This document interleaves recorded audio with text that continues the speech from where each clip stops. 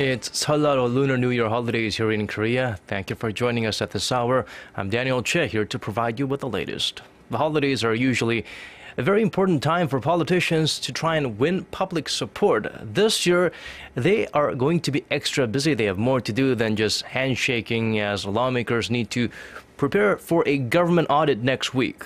Our Song Ji-sun starts us off. Lawmakers finalized their preparations for an upcoming round of government questioning before leaving for the long holiday weekend. The ruling and opposition parties on Wednesday confirmed who will do the questioning at the session scheduled for next week. 6 lawmakers from the Seoulites party and 6 from the opposition parties will question the government. They will focus on domestic politics, foreign affairs and inter-Korean policies on Wednesday, economic affairs on Thursday, and social issues on Friday. While the questions will be focused on welfare, taxes, and policies for improving the livelihoods of ordinary people, lawmakers will also likely grill the new Prime Minister Lee Gwangju about allegations that arose during his confirmation hearing last week. Lee has been under fire for allegations that he attempted to control the media, as well as accusations that he did not fulfill his mandatory military service and his alleged involvement in real estate speculation. After he was sworn in on Tuesday, Lee began his time in office by paying a visit to some of the underprivileged members of society. He spoke with a group of elderly people about the difficulties they face in living alone and visited a child welfare center this morning. He then made stops at a police and fire station in central Seoul, where he called on the officers and firefighters to keep citizens safe over the holiday. He is scheduled to call on former President Chun Do-hwan and Lee Hee-ho, the widow of former President Kim Dae-jung, on New Year's Day on Thursday. Song Ji-sun, Arirang News. And in time for the long holidays, President Park Geunhye has posted a New Year's greeting to the public online. In a message on her Facebook page, she wished people a happy Lunar New Year of the sheep, filled with hope and the strength to overcome obstacles. Just before the start of the holiday, the president carried out a small reshuffle of her cabinet on Tuesday. In addition to swearing in a new prime minister, she appointed 3 new ministers and a new head of the Financial Services Commission. She is also expected to name a new chief of staff after the holiday weekend. Most Koreans have probably spent the past few weeks shopping for gifts to give to relatives during the Lunar New Year holiday. From the simple to the extravagant to just plain convenient, consumers now have a wide selection of things to choose from. Our Kim Min-ji helps us travel back to the simpler times and check out how much has changed over the years when it comes to gift giving in Korea. There was once a time in Korea when gift giving was considered a luxury.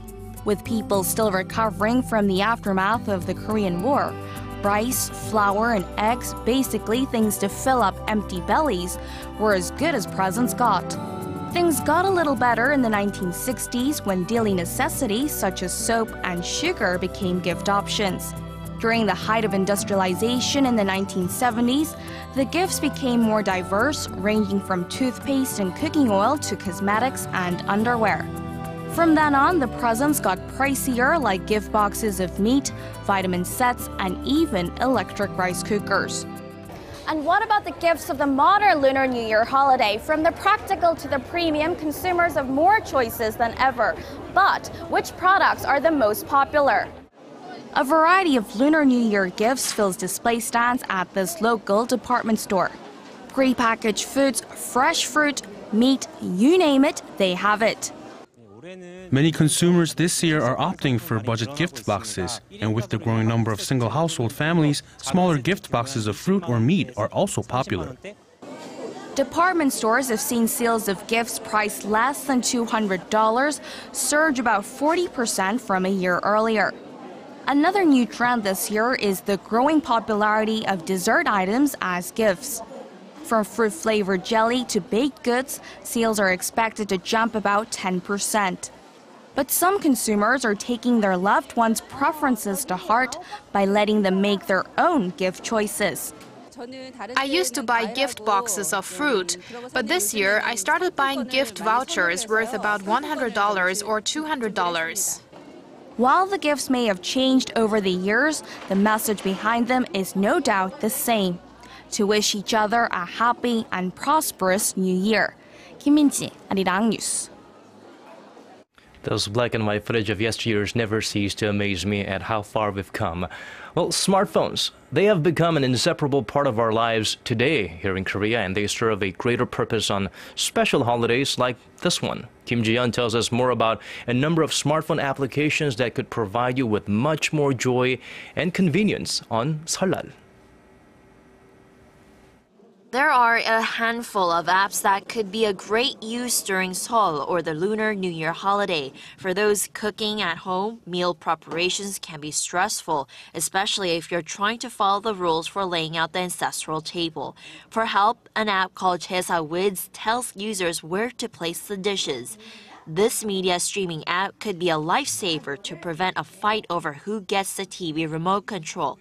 The thumb-sized app and device called Chromecast allows users to play different TV channels on a single screen.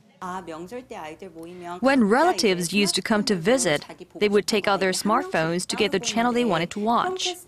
But with Chromecast, the whole family can enjoy watching TV in the living room together. Families traveling around the country during the holidays might want to check out the Korea Corner to Corner app. Provided by the Korea Tourism Organization, the app offers suggestions on train routes and places to experience traditional culture. When traveling long distances, smart navigation apps can be handy. An app by one of Korea's largest telecom operators, KT, provides a high-quality street view of a complicated highway intersection. And if you have the misfortune of being ill over the holiday, try using an app called Emergency Medical Information, made by the country's health ministry. It locates the pharmacies closest to the user that are open during the holiday. Kim Ji-yeon, Arirang News.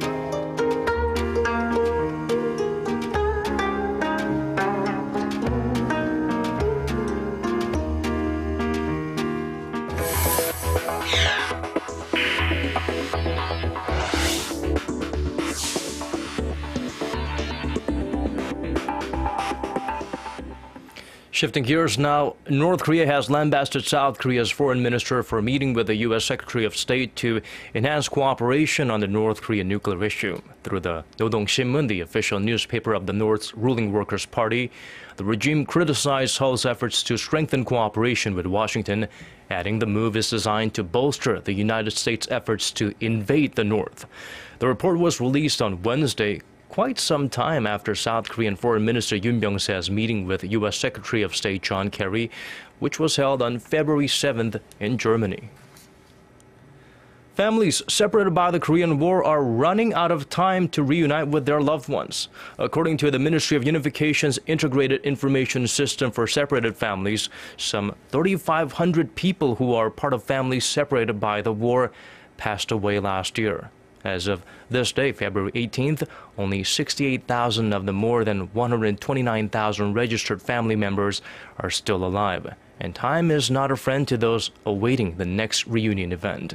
Around 82% of them are over the age of 70.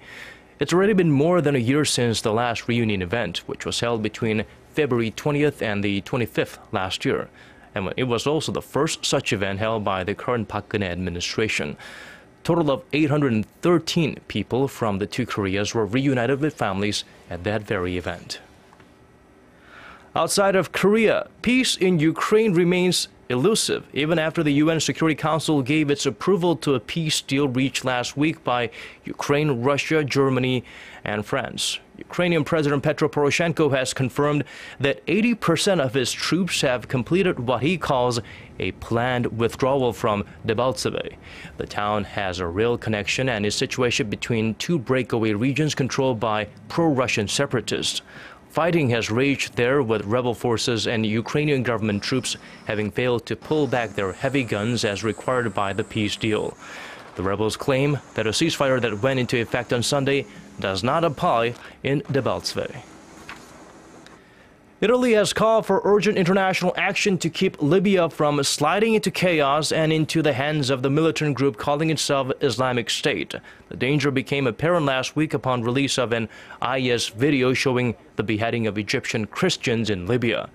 In response, the UN Security Council is meeting on Wednesday to discuss the situation in Libya, a country struggling with political instability. Libya's two rival governments, each backed by former rebels who toppled Muammar Gaddafi in 2011, are currently battling for power.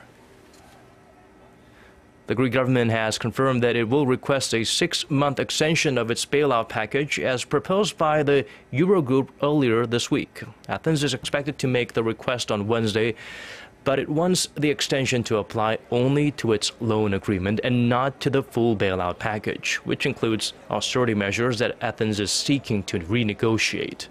Greece's European creditors had given Athens until Friday to file for an extension, which would allow for further negotiations. Greece's $274 billion bailout program is set to expire at the end of the month, and it could run out of money and default on its debt if no deal is reached by then. Moving on to weather. Good news if you're wanting a white Seollal or Lunar New Year holidays here in Korea. You're in Gangwon-do or Gyeongsangbuk-do province. That's exactly what you'll get. Up to 8 centimeters of snow will pile up there by Thursday morning. Aside from that, it'll be a little hazy in most parts of the nation. Seoul will have a chilly morning at -3 degrees Celsius, but the mercury will swing back up above 0 to 7 later in the day. And now let's check out the weather conditions outside of Korea and around the world.